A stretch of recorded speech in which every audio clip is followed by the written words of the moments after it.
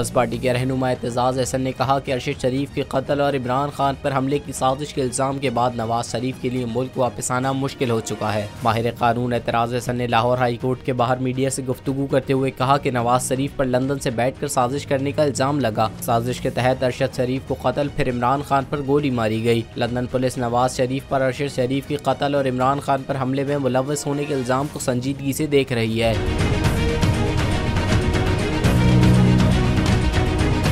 माहिर कानून ने खबरदार किया कि स्कॉटलैंड पर जरा सा भी दबाव नवाज शरीफ के लिए खतरनाक हो जाएगा और फिर नवाज शरीफ के लिए पाकिस्तान आना और लंदन में रहना मुश्किल हो जाएगा। इस्तीफों की मंजूरी के हवाले से एतजाज़ अहसन का कहना था कि 35 इस्तीफे मंजूर करने से लगता है मुस्लिम लीग नून तो बिल्कुल घबरा गई है। इमरान खान कौमी असम्बली में नहीं जा सकते, अदालत सड़कों पर आ सकती है और अब वफाक और पंजाब में इकट्ठे इलेक्शन नहीं हो सकते।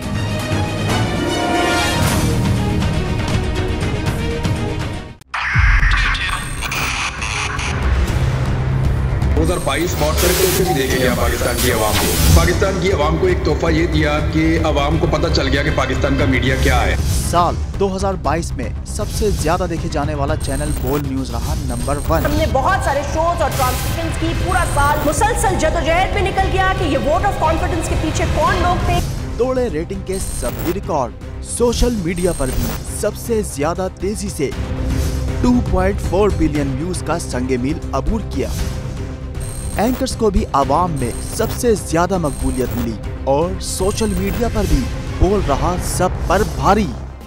सब्सक्राइब करें और बेल दबाएं ताकि कोई खबर रह न जाए।